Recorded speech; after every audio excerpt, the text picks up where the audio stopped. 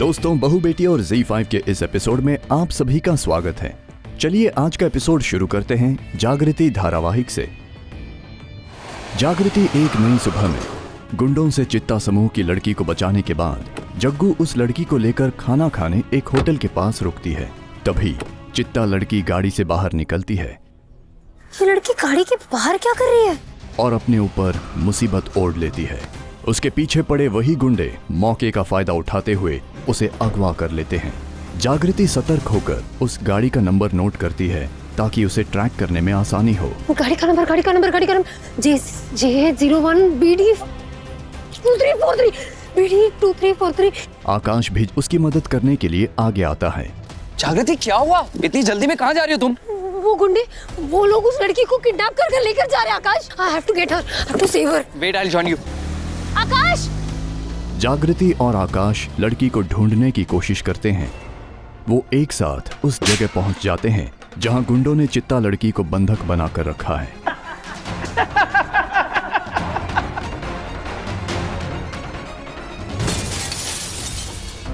बाहर देख कौन है। चल जल्दी जा। आकाश और जागृति लड़की को छुड़ाने का प्रयास करते हैं, जहां उन्हें गुंडों से दो हाथ भी करने पड़ते हैं।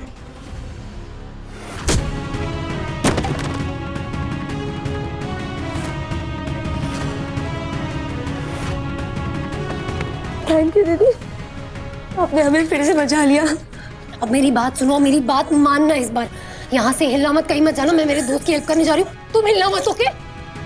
जागृति चित्ता लड़की को गुंडों की चंगुल से छुड़ाती है। तभी आकाश को गुंडों से पिटते देख अपने अतीत के धुंधली यादें उसकी नजरों के सामने ताजा हो जाती हैं। जागृति बचपन में गुलेल का इस्तेमाल खूब करती थी। बचपन के उसी अंदाज से वो अपना नया गुलेल बनाकर अपने हथियार के जरिए उन गुंडों पर टूट पड़ती है।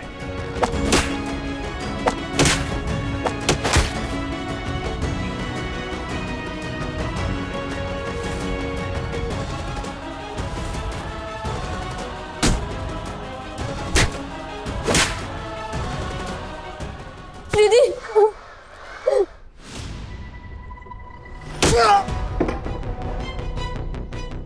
जागृति तुम ठीक हो ना? आकाश और जागृति गुंडों से दो हाथ करने के बाद चित्ता लड़की को बचाने में कुछ हद तक कामयाब तो होते हैं, पर गुंडों द्वारा बनाए चक्रव्यूह में फंस जाते हैं। अब इस चक्रव्यूह से तो तुम्हें खुद अभिमन्यु भी नहीं बचा सकता। तभी ऐन मौके पर सूरज आकर उनकी मदद करता है। सूरज? सूरज?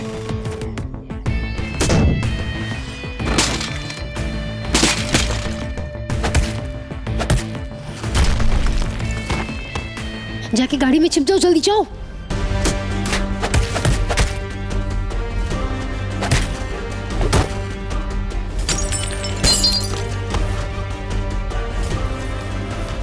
सूरज, तुम यहाँ कैसे? अपने भाई के लिए। उससे लड़ने और उसे हराने का हक सिर्फ मुझे है। किसी और को इसे हाथ तक नहीं लगाने दूंगा। जागृति तुम ठीक हो ना? I'm absolutely fine, don't worry. Guys, गाड़ी में बैठो। Come.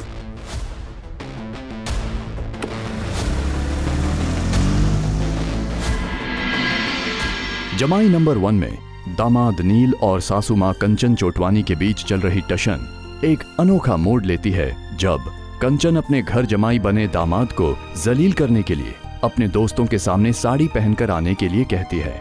रिद्धि भी अपनी मां की इस अजीबोगरीब मांग सुनकर हैरान होती है और अपनी मां से इस हरकत का जवाब मांगती है। मम्मी आप ऐसा क्यों कर रही हैं? नील को साड़ी पहनने के लिए कह रही हैं। वो आपका दामाद है, ये उसकी साफ साफ इंसल्ट होगी। लोग सही कहते हैं। कंचन अपने तरीके से रिद्धि के मन पर अपने जज्बातों का जाल बिछाकर उसे उलझाने की कोशिश करती है और कुछ हद तक कामयाब भी होती है। शादी के बाद बच्चे बदल जाते हैं। तुम्हें उसकी इज्जत की फिक्र है, उसकी इज्जत की परवाह है, अपनी मॉम की परवाह नहीं। मम्मी तुमने तो बहुत जल्दी उसकी साइड लेनी शुरू कर दी। बदलने में एक भी दिन नहीं लगाया। नहीं मम्मी ऐसी बात नहीं है, मैं सिर्फ ये। आज तक मेरे किसी भी डिसीजन पर तुमने कोई सवाल नहीं उठाया। हमेशा मेरे साथ खड़ी रही। बस पति के आने की देर थी तो मुझे छोड़कर उसके साथ जाकर खड़ी हो गई। नहीं मम्मी, ऐसी बात नहीं है। मैं सिर्फ इतना कह रही हूँ कि एक आदमी को साड़ी पहनाना ये उसके लिए कितना एम्बैरेसिंग होगा। शर्म ही तो तोड़नी है उसकी। देखना चाहती हूँ कि वो तुम्हारे लिए क्या क्या कर सकता है। प्यार का इम्तिहान देने के लिए वो कौन कौन सी हदें पार कर सकता है।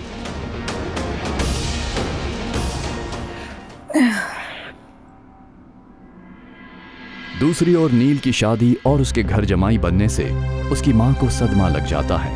आई चाय। अरे बाबा मंदिर गए हैं। मंदिर गए? तो ये क्या कर रहे हैं यहाँ पे? उसे हर पल हर वक्त घर में नील का एहसास होता है।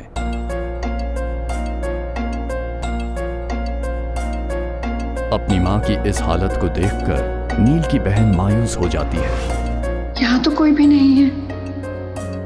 क्यों रे? ए पूरा, तेरे बाबा पूजा के लिए गए ना, तो तू जाना, तू क्यों नहीं गया? मैं इसलिए नहीं गया क्योंकि मेरे लिए मेरी आई का आंचल ही मेरा मंदिर है। मुझे कहीं जाने की जरूरत ही नहीं। बड़ी बड़ी बातें करा लो इससे बस, लेकिन पूजा की ओर जाना होता है तो नहीं। आई किससे बातें कर रही है? तेरे दादा से बात कर रही हो और क्या।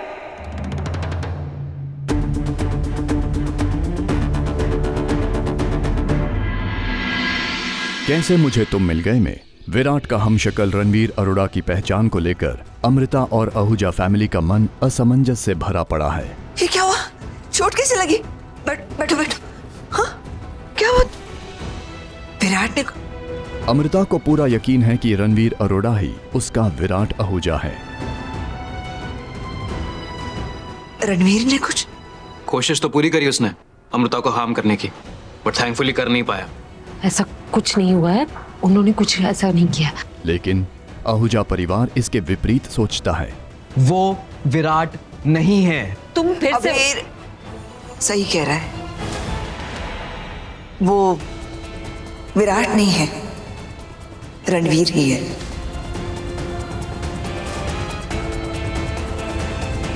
Excuse me.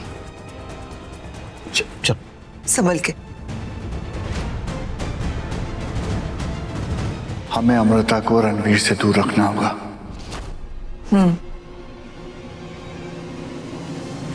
मानवी रणवीर की हरकतों पर शक करती है। उसके अमृता के ऑफिस में जाने पर सवाल उठाती है। I just don't get it. आखिर तुम यहाँ पर इन आहूजास के ऑफिस में आए क्यों? और अगर आना ही था तो मुझे इन्फॉर्म क्यों नहीं किया? ऊपर से इस पुलिस वाले के सामने तुमने उस अमृता की साइड ली, क्यों? दिमाग खराब हो गया है तुम्हारा? मानवी, रणवीर अपनी याददाश्त को लेकर काफी परेशान रहता है। उसकी याददाश्त को हर वक्त उसका अतीत उसे झंझोड़ता है। तुम्हें समझ नहीं आता? मुझे चीजें दिखती है रात भर।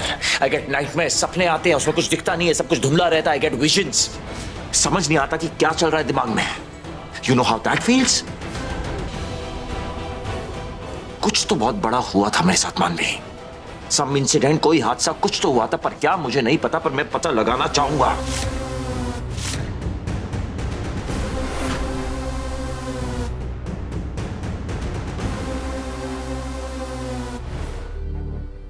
आई नो कैसे पता लगाना है। Do you remember that doctor? अरे वही डॉक्टर जो यहाँ पे खड़ा था जिसने अमृता का इलाज किया। अरे ये वही डॉक्टर है जो गवर्नमेंट हॉस्पिटल में था, हु ट्रीटेड मी मेरे एक्सीडेंट के बाद। तुम थी ना मेरे साथ। आई एम श्योर वो मुझे सब बता सकता है कि मेरे साथ क्या हुआ था। कम, लेट्स गो। बेबी, ये सब की कोई जरूरत नहीं है। हमें किसी को कुछ भी प्रूव करने की जरूरत नहीं है। तुम जानते हो कि तुम कौन हो, मैं जानती हूँ कि तुम मेरे रणवीर हो। फिर ये आहूजा उसको क्या, मतलब कोई जरूरत नहीं, उनकी परवाह क्यों कर रहे हैं? जरूरत है Manvi. I want to do it for myself. और तो मैं लगा के रहूंगा। मानवी रणवीर को उसका सच जानने से रोकने की कोशिश करती है, पर रणवीर उसकी एक नहीं सुनता। ओ नो, ये नहीं होना चाहिए। कहीं विराट सच में अपनी असली पहचान ना जान जाए। जाने अनजाने हम मिले में वीरेंद्र सूर्यवंशी ने अपनी पत्नी पूनम के ऊपर किए अत्याचार का असर इतना गहरा होता है कि पूनम को अस्पताल में भर्ती करना पड़ता है। शारदा बुआ भी वीरेंद्र के इस हिंसक बर्ताव से काफी डर जाती है। प्रतीक, तुझे इस सब के बारे में मालूम था? नहीं माँ, मुझे इसके बारे में बिल्कुल नहीं पता था माँ। हमें तो ये भी नहीं पता रहता कि वीरू भैया घर कब आते, बाहर कब जाते, इस शहर में भी कब रहते। मुझे चुप कर। एक तो रीत, वो मौका ढूंढती हमें चोट पहुंचाने का, अब उसे पूरी खुली छूट मिल गई हम पर उंगली उठाने के लिए। क्या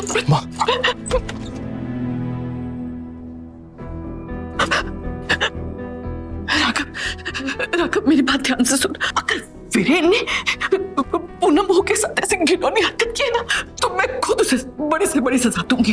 मैं तो कहती हूँ तू भी अपने बड़े भाई को सजा दे, खूब सजा दे, लेकिन अपनी पुलिस को शामिल नहीं कर। क्या ना बेटा, तू समझ, तेरे बिजनेस पर, हमारे परिवार की इज्जत पर उसका असर पड़ेगा, तू समझ रहा है? पूनम भाभी के साथ हुए हिंसक घटना से राघव इतना क्रोधित होता है कि अस्पताल में वीरेन को आते देखकर वो उसके गिरेबान पर हाथ डालता है और उससे जवाब मांगता है। आप ऐसा कैसे कर सकते हैं? इंसान हो या जानवर? अरे जानवर भी अपनों के साथ ऐसा सलूक नहीं करता। राघव गुस्से में वीरेन को पुलिस के हवाले करने की धमकी तक देता है। एक बात कान खोल के सुन लो वीरेंद्र सूर्यवंशी, अगर ये आरोप सच हुआ तो मैं खुद तुम्हें पुलिस के हवाले करूंगा। मैं खुद तुम्हें तुम्हारे किए की कड़ी से कड़ी सजा दिलवाऊंगा। वसुधा की कहानी में आखिरकार अवार्ड फंक्शन का दिन आ ही जाता है, जिस दिन देवांश और वसुधा ने की एड को सम्मानित किया जाएगा। और इस पल को प्रत्यक्ष रूप से अनुभव करने के लिए हनुमंत अपनी बेटी वसुधा के साथ वहां आता है। बेटी की सराहना करते हुए भगवान का शुक्रिया अदा करता है। हे भगवान, आपने मारे को ऐसी छोरी दी है जो हमेशा अपने से पहले अपनों के बारे में सोचे, जो कभी भी किसी की भी भावना और विश्वास को ठेस ना पहुंचा सकती। हनुमंत अपनी बेटी को कामयाब होते देख भावुक होता है। मारे को तारे पर बहुत गर्व है। बाबू साहब, आप ही हमारी हिम्मत है, आप ही हमारी नियत है, पर आप ही हमारा सबसे बड़ा सहारा है। आप ना होते तो मैं कुछ नहीं कर पाती।